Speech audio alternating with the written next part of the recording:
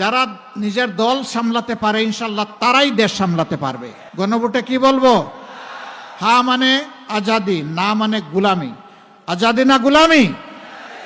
আজাদি না গুলামি?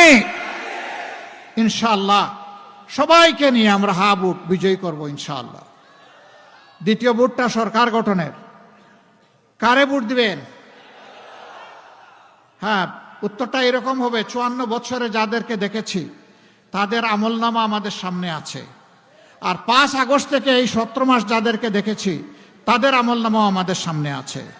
এখানে যাদের আমলনামাকে আমরা ভালোবাসবো তাদেরকেই আমরা ভোট দেব। যারা নিজের দল সামলাইতে পারে না তারা কি দেশ সামলাতে পারবে? যারা নিজের দল সামলাতে পারে ইনশাল্লাহ তারাই দেশ সামলাতে পারবে।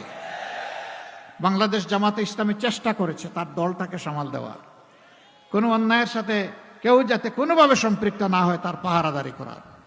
এতদিন পাহারাদারি করেছি দলের, এবার আপনারা একটু মেহরবানি করে সুযোগ দেন, আমরা এখন 18 কোটি মানুষের চৌকিদারি করতে চাই।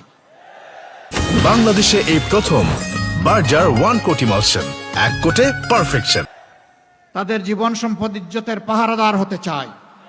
সে সুযোগটা আপনারা যদি দেন ইনশাআল্লাহ আপনাদের আস্থার প্রতিদান দেওয়া হবে আমাদের জন্য ওয়াজিব। আমরা জান প্রাণ দিয়ে সেটা চেষ্টা চালিয়ে যাব ইনশাআল্লাহ।